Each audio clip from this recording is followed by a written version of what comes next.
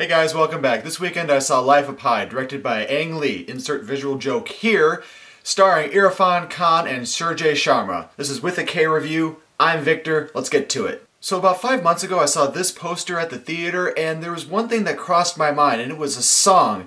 Now I can sing it for you, but you don't want that. Nah. Okay.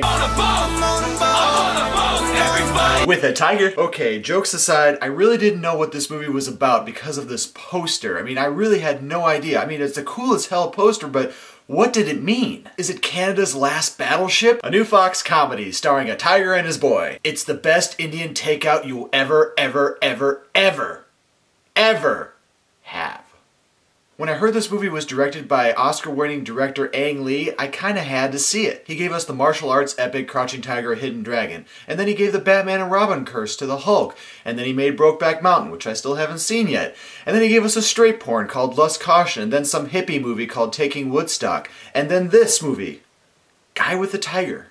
Now this movie is really something different from what Ang Lee has done in the past, and I think it's going to throw some people off. The movie is narrated by the adult version of Pi, by the actor Irfan Khan. The younger version of the character is played by Surjay Sharma, and he does a pretty good job playing Pi as well as the narrator does a pretty good job moving the story along. However, towards the end of the movie, the narrator does something, and I'm going to explain it, but I will not spoil it. Ang Lee does a really good job at showing fantastic scenes of India. He also does a pretty good job showing Pi's interaction with his family members, and also really intense scenes at sea with the tiger. But what most of you are asking me right now is this simple question. Victor, does this movie have a real story or what? There is actually a story here, and it's not the one that you may think it is. It's actually about using religion to help you overcome personal tragedy and turmoil and coming out a brand new person. And for the most part, Ang Lee does do a very good job with this. It may seem kind of weird since, you know, the kid's on a boat with a tiger. Now on a side note, there was a thing about this Bengal tiger in the movie that was kind of weird. It actually reminded me of the Tom Hanks movie Castaway,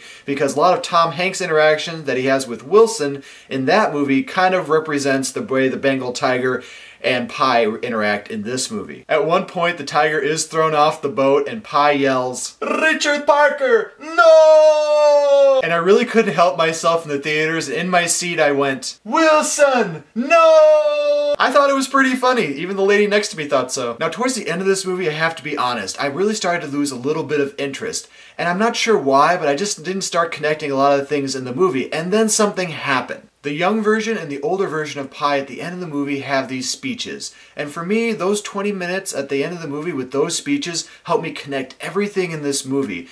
I don't think if they had those speeches at the end that I would feel the same way that I do now. I probably wouldn't have accepted the movie. So with those speeches and Ang Lee's direction and those transitions that he did and help bringing these characters life, I'm actually going to give this movie a 3.5K review.